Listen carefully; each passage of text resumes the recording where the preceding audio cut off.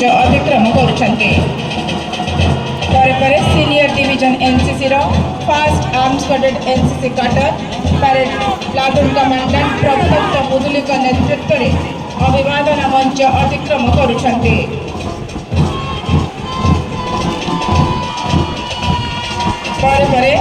Fast Odisha battalion Cuttack Tapaswini Patra नेतृत्व में अभिवादन मंच अतिक्रम करुछन्ते।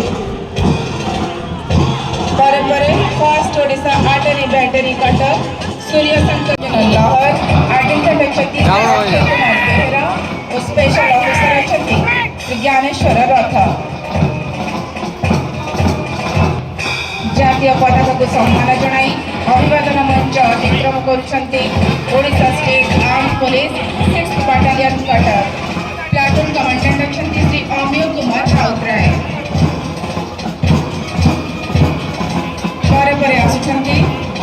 Arm police reserve commissionerate police Cuttack platoon commandant Shri Shankar Pradhan के नेतृत्व में arm police reserve commissionerate police Cuttack अभिवादन मंच अतिक्रम करुछन्ते। First Odisha air squadron Cuttack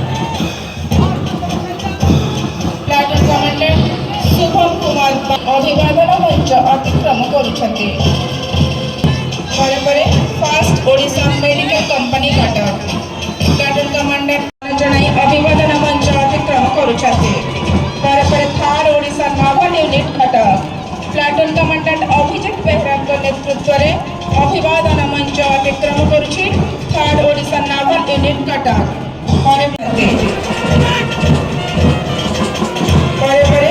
fourth Odisha Cuttack platoon commandant Shreyas Das के नेतृत्व में जातीय पताका को सम्मान जनाई अभिवादन मंच अतिक्रम करुछि। जातीय पताका को सम्मान जनाई अभिवादन मंच अतिक्रम करुछन्ते।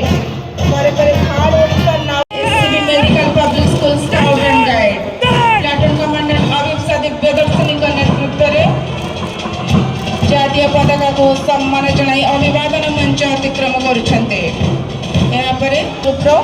Raghuraj degree college platoon commandant Kanhucharan Sen का नेतृत्व 78तम स्वाधीनता दिवस रे कटक भली एक ऐतिहासिक जिले रे जे मोर भी जिला मोर भी कार्यस्थल एठी स्वाधीनता दिवस रे अतिथि हवा पद्म विभूषण पद्मश्री उपाधिधारी समस्त वरिष्ठ साहसिकता पुरस्कार दवा इटा मो पाई गोटे सौभाग्यर कथा। आम समस्ते जानिचे नारी शक्तिर समवेतर ही ओडिशार सामग्रिक विकास हम एक विकसित ओडिशा स्वाधीनता दिवस रे आमर आधार हो यहाँ मोर ये स्वाधीनता दिवस रे समस्त को शुभेच्छा। देखु कटक रे अनेक किछि करिवार अछि पर्यटन रे बारवाटी दुर्ग को ऐतिहासिक मान्यता दबार अछि बाली यात्रा को आंतर्जातिक स्तर रो एथर कमना जीवो एवं कटक रे जेमती बोट क्लब ए सब को गोटे कांग्रीगेटेड डेवलपमेंट करा जीवो जेतु जनन का नेतृत्व रे अभिवादन मंच अतिक्रम करुछन्ते। गवर्नमेंट गर्ल्स हाई स्कूल काजी बाजार प्लाटून कमांडेंट शक्ति स्वरूपा सिंह सामंत के नेतृत्व में जातीय पताका को अभिवादन जनाई